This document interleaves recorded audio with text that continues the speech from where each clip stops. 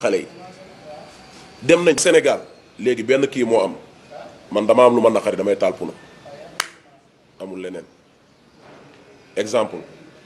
biñ annoncé ne couvre-feu dafa am dëkk bi ku ne di taal puna ma génn taxaw suñu àngalu kër booy wuti ay puna jàll man leen teggi leen ko si tali bi lan moo tax ñu ne waaye mag yi du fi nekk di def lii man leen nañ dem Mermoz taal puna man sama yaay dëkk fii ëppal 70 ans sama doom di doog am 5 mois wala matalu ko nga taal fi puna sama yaay nooyu ko ma xëy yóbbu hôpital sama doom nooyu ko ànd ak feebar di dem ki la tax nga mer moom mi ngi Mermoz tëdd pétale bu doon tàkk mënu koo dégg est-ce que noonu mooy réaction bi lan moo tax Sénégal léegi jeunesse bi yépp ci lu agressif la ñuy dox ma génn taal Auchan bi ma génn taal biis yi biis bi may taal Macky du ci yéeg Amadou Sall du ci yéeg Marème Faye Sall du ci yéeg ndax ku ci nekk chauffeur nga yor sama yaay moo yor ay téeméer ak fanweer moo ciy yéeg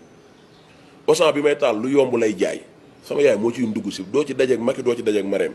est-ce que kon noonu la ñu réagir kan lañ sànq kan lañ yàqal bu ma génnee fii taal puno gestu xool gisatuma puno bu ma taal ma ne cas taabal bi ma ci sànni mu doon taabal yaay diw bi ànd ak man léegi maire boobu nga xam ne taabal bi ay fanweer la ciy jaay ay téeméer bu subaa mu war a fayaat ministre 3500 maanaam li mu jaayoon ci semaine bi yëpp yóbbee nga ko ci sa coobare bopp est-ce que noonu la ñu war a doxee est-ce que ñun dañoo war a toog rek président nekk ci kaw di xool opposant bi day am doole naa ko sànq est-ce que opposant bi daa war a toog rek di dugal ci bopp population bi ne président bi mu ngi leen di sànq te pourtant gis na président bi di def yu baax mu war leen koo proposer xamal leen ne lii baax na mais lii gënul bu leen ci ànd lii gënul mais lu baax ak lu bon yëpp da koy ànd dugal ko suñu bopp ne lu bon la ñun nag suñu xam-xam du yegg foofu ñu ànd gëm ko ndax moom mi ngi kaas kañ la Sénégal di bàyyi fal président ci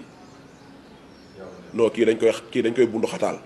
dañ koy siis ñun ñëpp ñu siisu dem ànd ak moom kañ la ñuy bàyyi loolu Nelson Mandela 20 ans la def ci kaso bi génn Afrique du Sud xam ne moo leen mën a yor ñu fal ko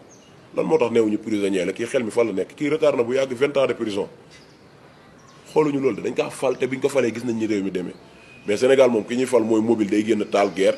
population état bi buntu xataal ko Sénégalais yi faral ko ñu fal ko